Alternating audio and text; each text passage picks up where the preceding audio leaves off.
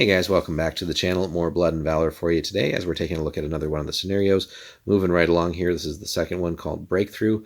Very similar map setup to meeting engagement, right? We can see the deployment zones and the space between. So let's jump in and see what's different here as far as the scenario rules are concerned. Both armies have been given orders to break through, hence the name, the enemy positions in an attempt to get into the rear areas of the enemy's army. Both players roll a d10 for setup. Player with the higher result chooses what side to play on. The table they wanted to play their troops on. The deployment zones for each player are 12 to 18 from the center. And the player who lost the roll has to deploy one of their units first, then the winner, and then we alternate, right? One of the variations we could do there too, again, unless we're playing like in a tournament where everything's set in stone, could be one too where maybe one player deploys first entirely and then the second player, just to vary things up, but we could also just go with the alternating route. Game length of 6 turns, fairly typical stuff there, but the victory conditions here are definitely a little bit more elaborate than just the engagement. So the objective of the scenario is to break through your opponent's lines and exit off their side of the table. A unit that moves at least one model past their opponent's deployment zone or 18 inches from the center line is removed from the table. A unit removed this way awards the player who controls that unit victory points equal to its initiative points value. The army destruction rule is ignored for this scenario, which would certainly make sense.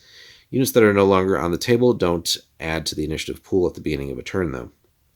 If any core or command units are still completely within their own deployment zone at the end of turns 3, 4, 5, or 6, the opposing player is awarded victory points equal to each of those units' initiative values. You have to keep your forces moving forward. And I like that. That's a cool one to have too, just to not force people to, and you could take this idea into other games as well, which is neat. So not to just sort of camp and have like a gun line. You never really move. So this does force people to move really, unless they want to just hand victory points to the opponent, which you don't want to do. And it just forces people to actually make decisions and keep the game interesting. So definitely love that. And that could be another one too, where, you know, just in general, like we could go back and if we're just kind of trying to create custom scenarios, we could even say for like meeting engagement, you know, by the end of whatever turn, you do have to at least be out of your deployment zone for certain types of units even. So a lot of neat ideas there. But moving on, if any of your units are completely within your opponent's deployment zone at the end of turn 6, you will also gain 1 victory point for each unit. So if you can't quite make it off the board, you have that as well. So some interesting scoring options. And then obviously the player with the most victory points at the end of the game is declared the winner. So very simple stuff there, but a neat idea. So right, we want to get across the board. Obviously the units aren't going to just pass each other from opposing sides without conflict there. So it's going to be interesting to deal enough damage, maybe cause some breaks in the enemy's line, keep moving forward, and then eventually get off the board or at least get to their deployment zone while preventing them from doing the same. So always a fun type of scenario to run.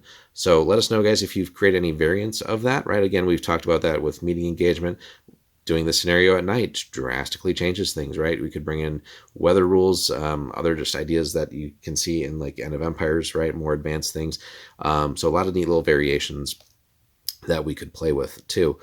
Board size and, you know, terrain obviously will play a factor too. You know, you have your standard trench boards all the way to like we're playing like ruins of a village or city, playing in the mountains, Eastern Front, African campaign, all that stuff. So a lot of neat ideas here.